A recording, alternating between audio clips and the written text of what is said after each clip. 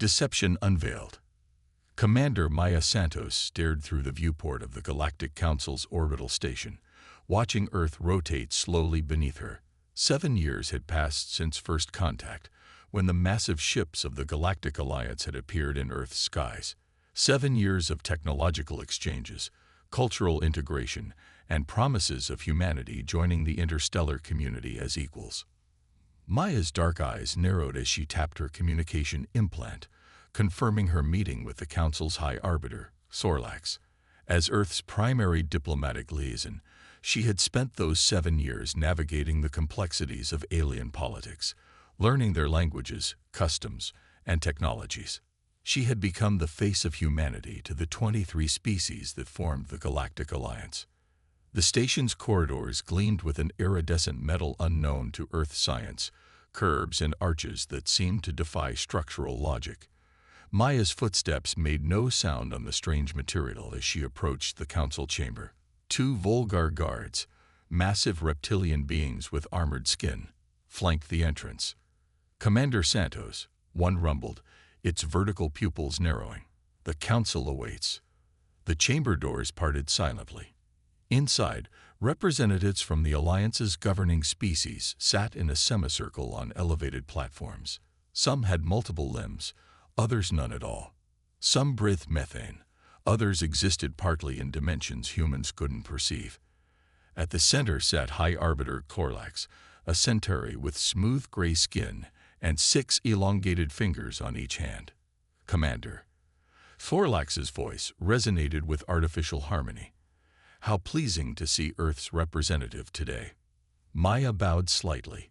"High Arbiter, Council members, I've come to discuss the implementation timeline for the Level 3 technology exchange. Our scientists have completed all preparatory work."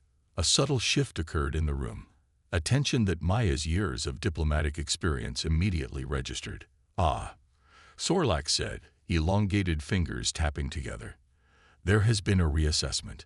The Oversight Committee believes humanity requires additional development time before accessing Level 3 technologies." Maya maintained her diplomatic composure, but her mind raced. This was the 4th delay in 2 years. "May I ask what specific developmental benchmarks we failed to meet?" The Volox representative, a being composed of luminous gas contained within a hovering mechanical shell, spoke next. "Your species shows concerning patterns of resource consumption and territorial behavior. The psycho-evolutionary profile suggests additional monitoring is prudent." "I see," Maya said carefully. "And what timeline does the Council now propose?" "Perhaps another decade," Sorlax said smoothly. "A mere moment in galactic affairs." The meeting continued with platitudes and vague assurances. As Maya left the chamber, her implant registered an anomalous data packet, slipped into her personal network by someone in the room. She maintained her pace, giving no indication she'd noticed. In her private quarters, Maya activated her quantum scramble terminal and opened the packet. Her blood ran cold as she viewed its contents. Security footage, internal memos, biological research data, all focused on humanity, on controlling humanity. The files revealed the Alliance's true purpose. Earth wasn't being prepared for membership. It was being assessed for resource extraction and population management. Humans were being studied, manipulated, and selectively sterilized in outlying colonies. The technology shared was deliberately limited, designed to create dependency. The Alliance had done this before, to dozens of species across thousands of years. Maya's hands trembled as she accessed a hidden communication channel, one unknown to the Alliance. The quantum-entangled transmitter bypassed all conventional detection methods. "Admiral Rice, Protocol Prometheus confirmed," she spoke softly. "I'm sending proof now." On Earth, deep beneath the Pacific Ocean, Admiral Alina Reyes received Maya's transmission in a facility that didn't exist in any official record. For 7 years, while humanity had seemingly embraced the Alliance with open arms, a shadow project had been preparing for this very contingency. "Confirmation received," Alina replied. "Evacuation team deployed. Hold position." Elena turned to the officers gathered in the command center. It's confirmed. Activate Prometheus protocol. Throughout the solar system, hidden facilities hummed to life. Beneath the lunar surface, inside hollowed-out asteroids, and in the clouds of Venus, massive shipyards unveiled vessels of war that the Alliance never knew existed. For while humanity had smiled and nodded at the Council's patronizing guidance, they had been reverse engineering and improving upon every piece of technology shared. The Alliance believed humans were naive, trusting, and easily controlled. They had failed to understand a fundamental truth about the species they sought to subjugate. Humans had evolved as paranoid survivors, always planning for betrayal. On Mars, General David Chen watched as the massive dreadnought Retribution rose from its underground hangar. "Status report," he commanded. "All systems operational, sir. Fleet readiness at 92% and climbing. Estimated full deployment in 6 hours." Chen nodded grimly. "Begin Phase 1. Across the solar system, Strategic Alliance monitoring outposts suddenly went dark. Their communication systems failed simultaneously, leaving the Council blind to what was unfolding in Earth's domain. Back on the Council station, Maya received confirmation of her extraction team's approach. She needed to hold position for 3 more hours. As she reviewed the stolen data, she discovered something unexpected. Evidence that other species had also recognized the Council's true nature. Some had attempted resistance and been crushed.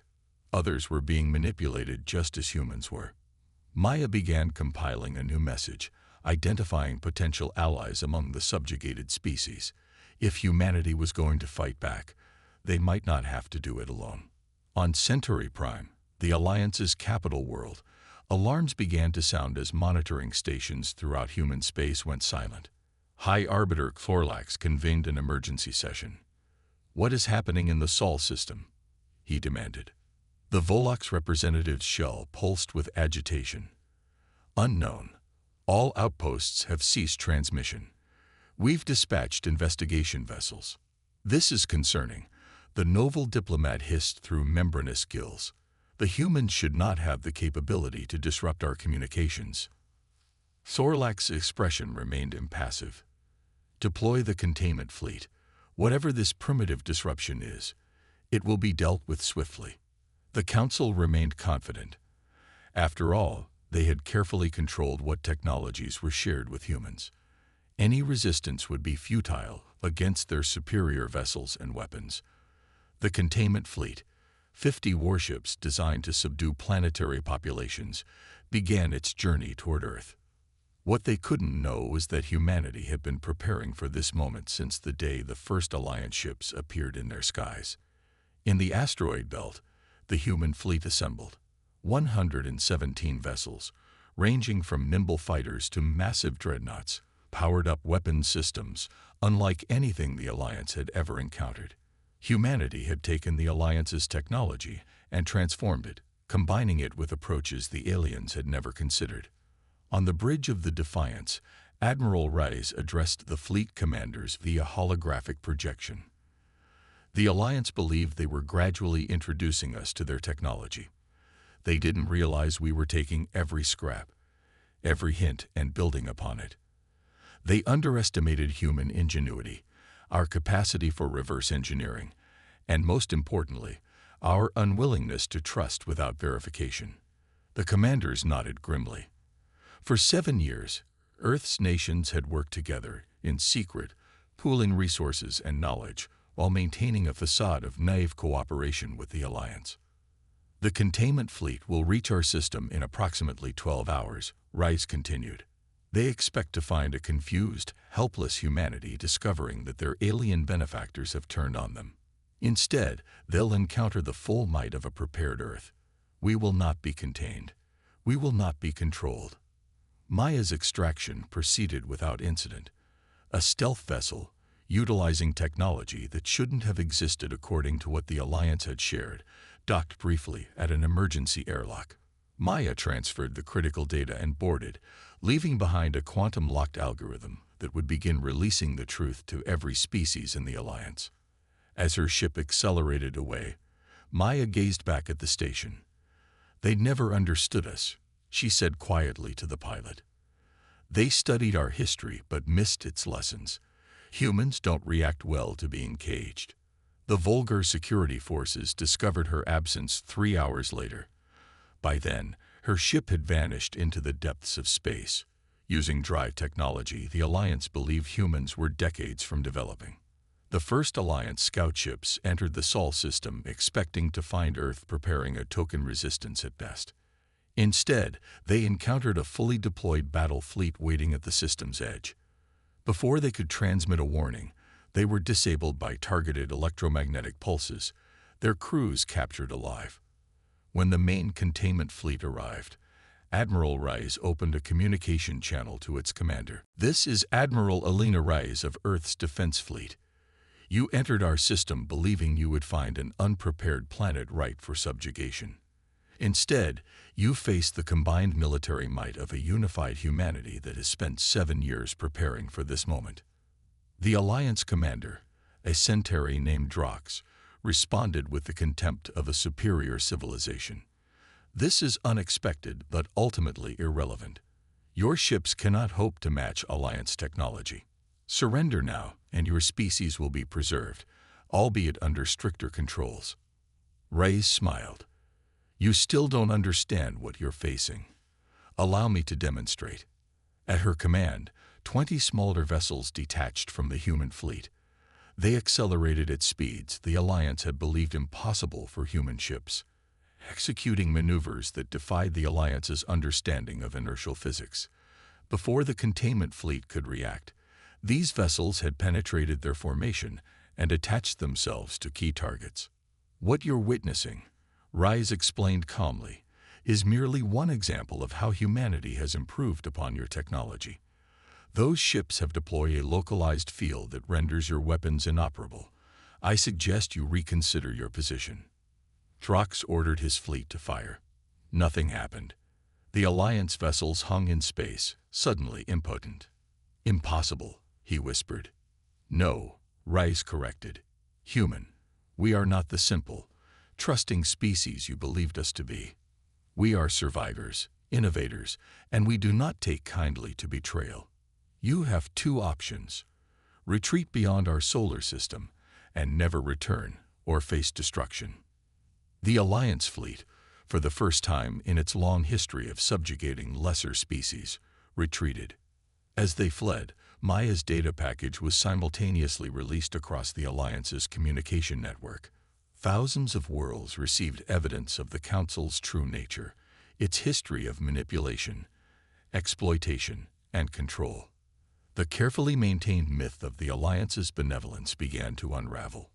On Earth, celebrations erupted as news spread of the fleet's victory. But Admiral Rice and Commander Santos knew this was only the beginning. The Council would regroup, reassess, and return with greater force. Humanity needed allies, strategy, and time. In a secure conference room beneath the Pacific, Earth's leaders gathered to plan the next phase.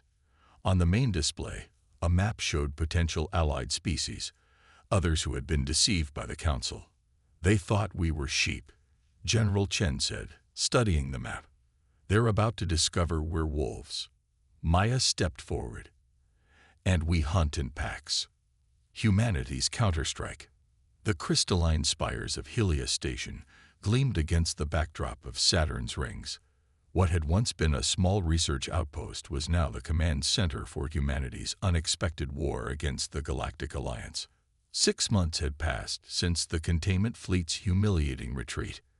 Commander Maya Santos stood before representatives from 7 non-council species, each of whom had suffered under the Alliance's benevolent guidance for generations. The Trevari, with their silvery skin and 4 eyes, had been restricted to 3 planets despite having the technological capability for further expansion.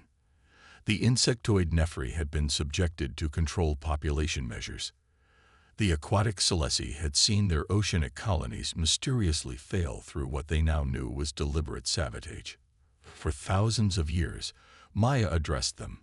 "The Council has maintained power through division and deception. They identify promising species, offer technological gifts with hidden limitations, and ensure none of us ever develop enough strength to challenge them. A Treveri representative named Velix raised a four-fingered hand. What you say aligns with our suspicions, but how did humans resist so effectively? The Council's methods have subdued dozens of species. Admiral Reyes stepped forward, her uniform bearing the insignia of Earth's United Defense Command. Humanity has always been divided, competitive, and deeply suspicious, she explained. When the Alliance arrived, our nations appeared to welcome them while privately preparing for betrayal. It's in our nature.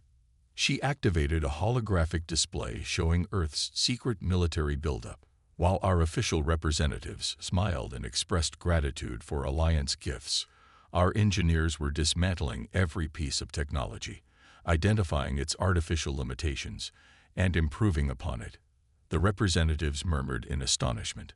But surely the Council monitors detected this activity, said Nerith, a Nefri whose chitinous exoskeleton gleamed under the station lights. General Chen smiled grimly. They did, but what they saw was exactly what we wanted them to see.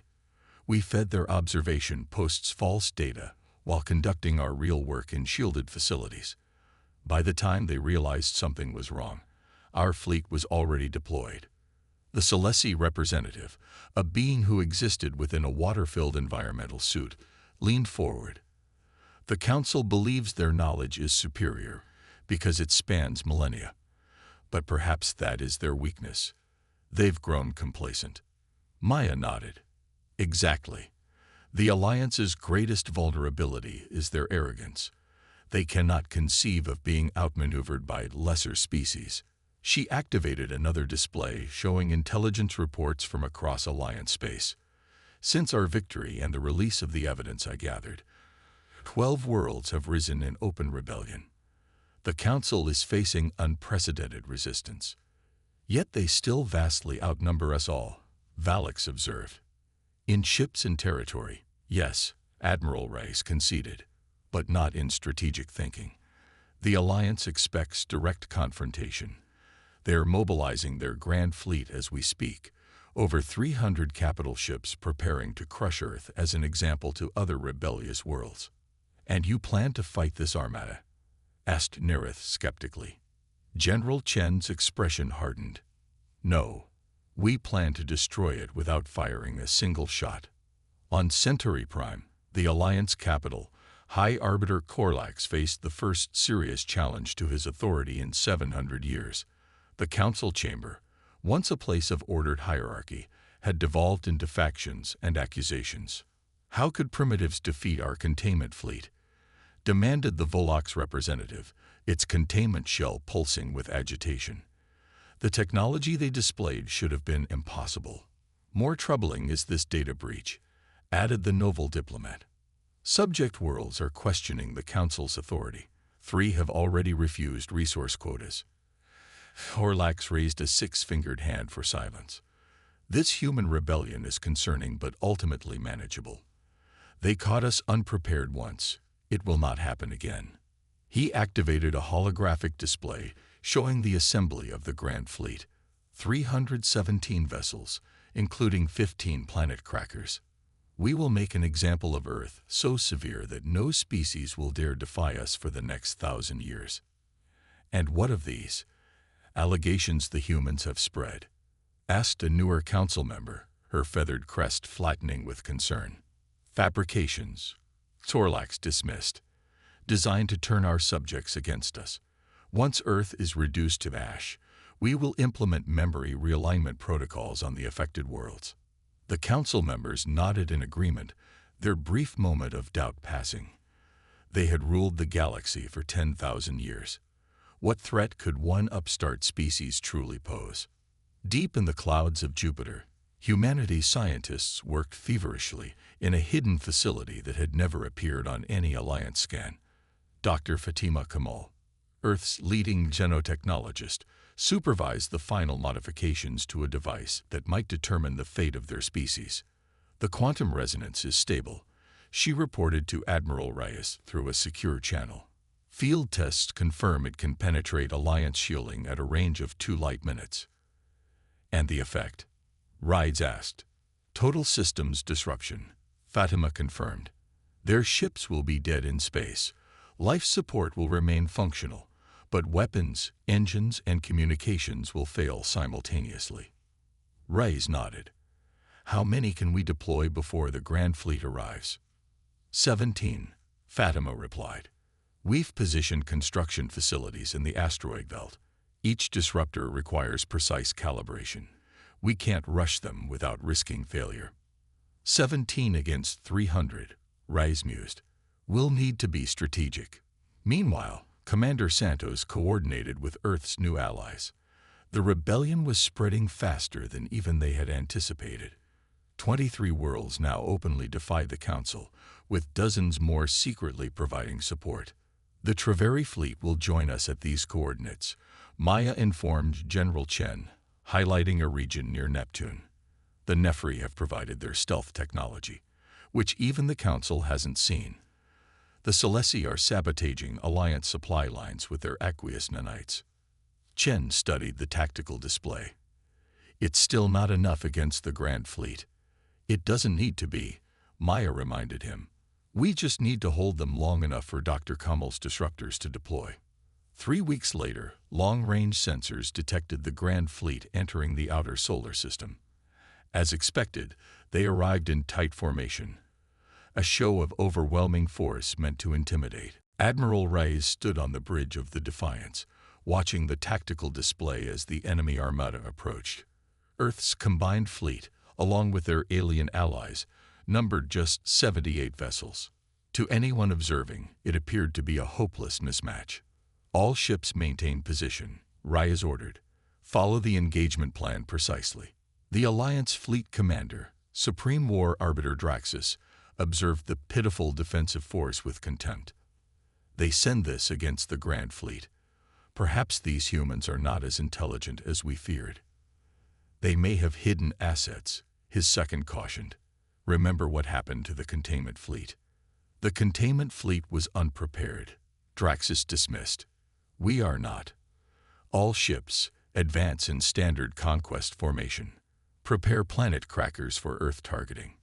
The massive Alliance fleet moved forward with precision that came from millennia of unopposed dominance.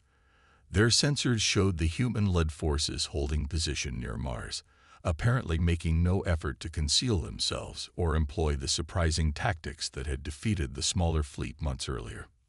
This will be over quickly, Draxus noted with satisfaction. Aboard the Defiance, a communications officer reported, Alliance fleet is advancing as predicted, Admiral. They're maintaining tight formation, optimal for the disruptors. Rais nodded. Let them get closer. Dr. Kamal, status. Disruptors in final position. Fatima's voice came through. Quantum fields synchronizing. The Alliance fleet crossed the orbit of Mars, their weapons powering up for the devastating first strike that would cripple the defensive fleet and clear the way to Earth. Arbiter, an Alliance sensor officer reported with sudden alarm. I'm detecting unusual energy patterns throughout our formation.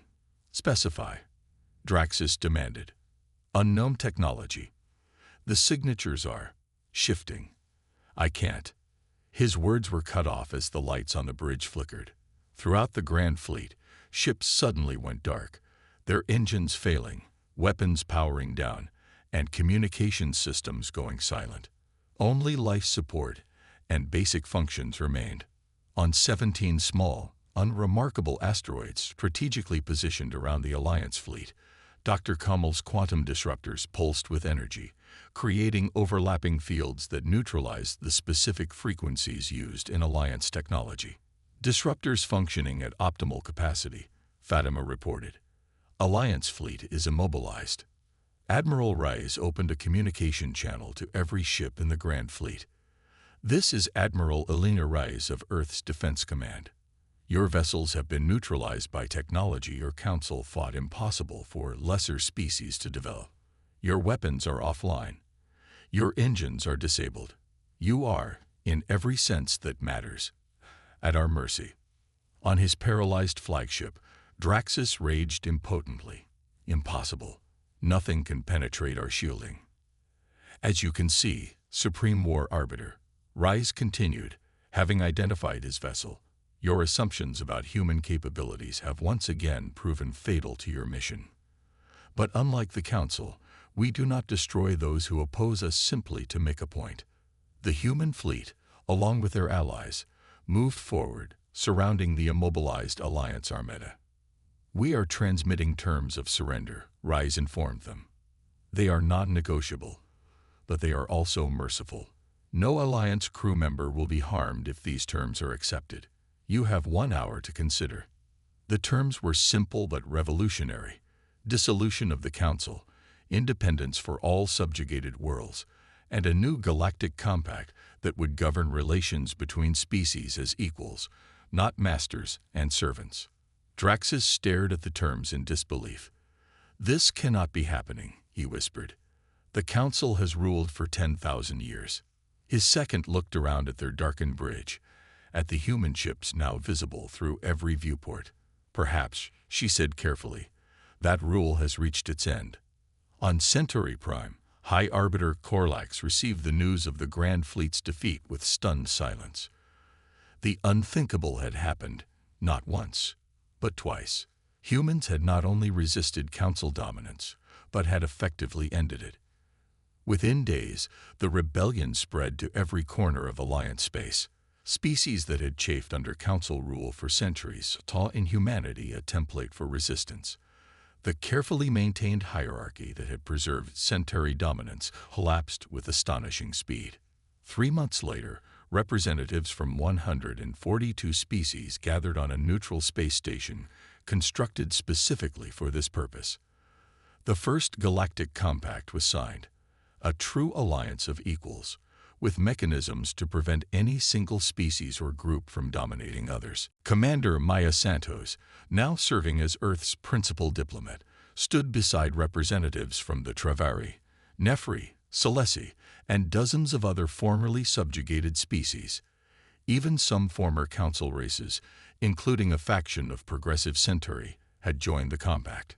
The greatest strength of the human species, Maya addressed the historic gathering, is not our technology or our military prowess. It's our diversity of thought, our ability to question authority, and our refusal to accept oppression. She gazed around the circular chamber, where representatives stood as equals regardless of their technological development or history. We learned these lessons through our own painful history, centuries of conflict and domination among our own kind. When the Council arrived, appearing benevolent while harboring darker intentions, we recognized the pattern because we had seen it before in ourselves. Maya activated a holographic display showing Earth, a small blue planet that had upended the galactic order. The Council believed subjugation was the natural order of things because they had never faced a successful challenge. They forgot that evolution favors adaptation, innovation, and cooperation as much as it does strength. Admiral Rice, standing nearby, added, "They studied our wars but missed the alliances that ended them. They noted our divisions but missed our unity of purpose when threatened. They catalog our weapons but overlooked our greatest asset, the human capacity to imagine a better future and work toward it against all odds." The former High Arbiter Corlax, now simply the Centauri representative, rose to speak. His once imperious bearing was gone, replaced by the humility of the defeated. For 10,000 years, the Council believed superior technology and age granted us the right to guide lesser species, he acknowledged. We were wrong. Perhaps the greatest wisdom is recognizing when an established order has outlived its purpose. The Compact's first act was to dispatch ships to every controlled world, bringing the truth of the Council's manipulations and offering membership in the new galactic community. General Chen, watching the proceedings from Earth, remarked to Dr. Kamal, "They came to our world believing they would find an easily controlled species. Instead, they found humanity." Fatima smiled and learned what that truly means. As the Compact delegations departed for their homeworlds, Carrying news of the new order, Maya Santos stood at a viewport watching the ships vanish into faster-than-light travel, using technology that had once been restricted by Council decree. The Alliance had turned on humanity, believing they would find an easy conquest. Instead, they had awakened a sleeping giant and filled it with terrible resolve.